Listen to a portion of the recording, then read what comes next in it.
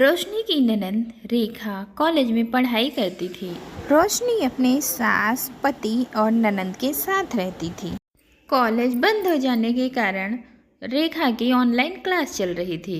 फिर एक दिन, अरे रेखा, तुम क्या करती रहती हो सारा दिन कमरे में बैठकर इस लैपटॉप के साथ? भाभी, आपको पता नहीं मेरी ऑनलाइन क्लासेस चलती हैं, मैं पढ़ाई करती हूँ और क्या। लेकिन बेटा, क्लास सारा दिन थोड़े ही चलती है। तू पढ़ भी रही है या हम सबको यूं ही बेवकूफ़ बना रही है? अरे थोड़ा बहुत अपनी भाभी की मदद भी कर दिया कर घर के कामों में। देखो रेखा, तुम अब बड़ी हो गई हो, कॉलेज में पढ़ती हो। तुम्हारी भाभी सारा दिन घर का काम किया करती हैं, अब उनकी मदद भी किया करो। वाह भाई वाह, सब यहाँ भाभी की साइड ले रहे हैं। और भैया, तुम भी भाभी की साइड ले रहे हो, तो मैं कौन सा यहाँ दिन भर फ्री बैठी रहती हूँ? मैं भी तो सारा दिन पढ़ाई करती हूँ, कोई मेरी मदद थोड़ी करेगा। लेकिन रेखा बेटा, कल को तुम्हें दूसरे घर भी जाना है, तुम्हें थोड़ा बहुत घर के काम भी तो करने चाहिए। आप सबको ना मुझसे बहुत परेशानी है। और भाभी, आपको तो मुझ पर गुस्सा आता होगा ना कि मैं सारा दिन बैठे बैठे पढ़ाई किया करती हूँ और आप सारा घर का काम अकेले ही करती हैं। अरे नहीं नहीं रेखा, ऐसी कोई बात नहीं है। अरे मैंने तो देखो कुछ कहा भी नहीं। हाँ, लेकिन इन सब से तो कहलवाती रहती हो ना, मैं सब समझती हूँ। घर वालों के लाख समझाने के बाद भी रेखा पर उसका कोई असर नहीं होता। फिर एक दिन शाम के वक्त रेखा अपने कमरे से तैयार होकर निकलती है। मम्मी, भैया, भाभी, मैं पार्टी के लिए जा रही हूँ। आज मेरी फ्रेंड की बर्थडे पार्टी है। लेकिन रेखा, ये तूने कैसे कपड़े पहने हैं? रात के वक्त ऐसे कपड़े पहनकर बाहर जाना ये बिल्कुल ठीक नहीं लग रहा। भाभी, आपको मुझसे प्रॉब्लम क्या है? आपका हर तरह से हर बात में टोकना जरूरी है क्या? रेखा, रोशनी भाभी है तुम्हारी, तुम्हारे अच्छे के लिए ही कह रही है ना। ओफो, अब आप सब लोग मिलकर मुझे लेक्चर मत दो, जा रही हूँ मैं। और आप लोग मुझे रोकने की कोशिश भी मत करना। रेखा किसी की बात नहीं सुनती और पार्टी के लिए चली जाती है। रात को पार्टी से लौटने के बाद रेखा सीधे अपने कमरे में चली जाती है और घर में सब लोग सो चुके थे। लेकिन रोशनी अभी नहीं सोई थी। वह अपनी ननंद रेखा का इंतजार कर रही थी और रेखा के कमरे में जाने के बाद रोशनी उसके कमरे के दरवाजे के पास खड़ी हो जाती है और उसको कुछ आवाज़ें सुनाई देती हैं। और फिर अगली सुबह, कल रात में तुम बहुत देर से आई थी रेखा। हाँ भाभी, वो बर्थडे पार्टी में थोड़ा लेट हो गई थी। कल रात को तुम्हारे कमरे से किसी की आवाज़ आ रही थी रेखा, मैंने सुना था। वो क्या है ना भाभी, मैं और मेरे कुछ फ्रेंड्स मिलकर ग्रुप स्टडी कर रहे थे, वो भी ऑनलाइन क्लासेस चल रही है ना भाभी, तो ये सब चलता रहता है। अरे बेटा, इतनी रात को पार्टी से आने के बाद कौन पढ़ाई करता है? क्या माँ, तुम तो कुछ भी समझती नहीं हो। आजकल ऑनलाइन क्लासेज और ऑनलाइन ग्रुप स्टडी का ही समय चल रहा है और हम सब दोस्त मिलकर ऐसे ही पढ़ाई करते हैं। देखो रेखा, तुम जो भी कर रही हो बहुत सोच समझ कर करना। कभी कभी मुझे तुम्हारी बड़ी चिंता होने लगती है। भाभी, आप ना पुराने ज़माने की हैं, अब ज़माना बदल चुका है। अब आप इतनी चिंता करना छोड़ दीजिए। रेखा की जिद के आगे घर में किसी की नहीं चलती। और फिर एक दिन रेखा एक नई फरमाइश लेकर सबके सामने बैठ जाती है। माँ, मुझे है ना ऑनलाइन क्लासेस से एक्टिंग सीखनी है। अरे रेखा, ये क्या नया शौक लग गया तुझे? ऑनलाइन क्लासेज में एक्टिंग?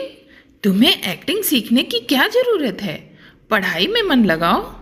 मैंने कहा ना, मुझे ऑनलाइन एक्टिंग सीखनी है तो सीखनी है, मुझे एक्टर बनना है। रेखा देखो, तुम ऑनलाइन एक्टिंग के चक्कर में कुछ गलत मत कर देना।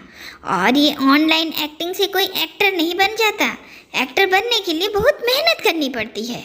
आप लोग कुछ भी कहें, मुझे ऑनलाइन एक्टर की क्लासेस ज्वाइन करनी है तो ज्वाइन करनी है। मैंने रजिस्ट्रेशन भी करवा लिया है, समझे आप लोग? अब मैं आप लोगों की कुछ नहीं सुनूंगी। आप लोग तो चाहती ही हैं मैं ऐसे ही गंवार देहाती हुस बनी रहूं। माँ, अब जल्दी से मुझे कुछ और पैसों की ज़रूरत है, जल्दी से दे दो। तुम बेकार की जिद कर रही हो रेखा, तुम्हें कोई पैसे नहीं मिलने वाले। सारा दिन बस ऑनलाइन ऑनलाइन करती रहती हो। अगर कुछ सीखना है तो बाद में सीखना, जब कॉलेज खुल जाएंगे। और फिर इस तरह रेखा के घर वाले रेखा को ऑनलाइन एक्टिंग क्लासेस के लिए पैसे नहीं देते। और फिर एक दिन रेखा चुपचाप अपनी माँ के कमरे में जाती है और उनके पर्स से ढेर सारे पैसे निकाल लेती है और अपना रजिस्ट्रेशन करवा लेती है। बहू, कल रात में ही तो मैंने पर्स में 10,000 रुपये रखे थे, न जाने कहाँ चले गए। लेकिन मम्मी जी, घर में पर्स से पैसे कैसे गायब हो जाएंगे? वहीं कहीं होंगे। बहू, मुझे लगता है रास्ते में कहीं गिर तो नहीं गए। कल मैं बाजार गई थी ना, वरना घर में बाहर से तो कोई आया नहीं। रेखा, कहीं तुमने ऑनलाइन क्लासेस के लिए मम्मी जी के पैसे तो नहीं ले लिए? अरे भाभी, आप मुझे चोरी का इल्ज़ाम लगा रही हैं? नहीं, वो नहीं है। वो कुछ दिन से तुम जिद करके बैठी थी ना, तो मैंने सोचा, वो तुम एक दिन कह रही थी ना कि तुम्हें ऑनलाइन एक्टिंग क्लासेस के लिए कुछ पैसे चाहिए, बस इसीलिए पूछ बैठी। बस करो भाभी, मैं कोई चोर नहीं हूँ जो मैं अपनी माँ के पर्स से पैसों की चोरी करूँगी। और हाँ, मैंने कोई ऑनलाइन क्लासेस भी नहीं ज्वाइन की हैं। रेखा झूठ बोल देती है और चुपचाप वह अपनी ऑनलाइन एक्टिंग वाली क्लासेस करती रहती है। और कुछ दिनों के बाद एक दिन शाम के वक्त रेखा अपने कमरे से बाहर आकर जोर जोर से रोने लगती है। अरे क्या हुआ रेखा, तुम रो क्यों रही हो? रेखा, तुम इतनी जोर जोर से क्यों रो रही हो? बताओ तो, कोई परेशानी है क्या? आप लोग मुझे माफ कर दीजिए, मुझसे बहुत बड़ी गलती हो गई। ना जाने अब क्या होगा। लेकिन रेखा बेटा, हुआ क्या है? तुम अगर इसी तरह से रोती रहोगी तो हमारी समझ में कुछ नहीं आएगा। देखो बेटा, साफ साफ बताओ क्या बात है। हाँ रेखा, घबराने की कोई ज़रूरत नहीं है, तुम्हारा पूरा परिवार तुम्हारे साथ है। मैंने आप लोगों से झूठ बोला। मैंने वो ऑनलाइन क्लासेस ज्वाइन की थी, एक्टिंग वाली। लेकिन उसके लिए तो तुम्हें बहुत सारी फीस चाहिए थी ना, बिना फीस के तुमने ज्वाइन कैसे कर ली? भाभी, माँ के पर्स से जो पैसे गायब हुए थे वो मैंने ही चुराए थे। तुम्हारी इतनी हिम्मत, तुम अपने ही घर में चोरी करती हो? मैंने तुम्हें यही संस्कार दिए थे। एक मिनट मम्मी जी, हमें इस तरह से डांटना नहीं चाहिए, हमें उसकी बात सुननी चाहिए। बताओ रेखा, क्या हुआ? भाभी, वो लोग बहुत गंदे हैं। वो लोग ऑनलाइन एक्टिंग क्लासेस के बहाने लड़कियों की गंदी गंदी वीडियो बनाते हैं। ये तुम क्या कह रही हो रेखा? तुम्हारे साथ भी ऐसा कुछ हुआ है क्या? नहीं भैया, मैं बच गई। मुझे जैसे ही पता चला यहाँ ऐसा कुछ होने वाला है, मैंने अपने आप क्लासेस बंद कर दी। लेकिन मुझे अपनी गलती का बहुत पछतावा है।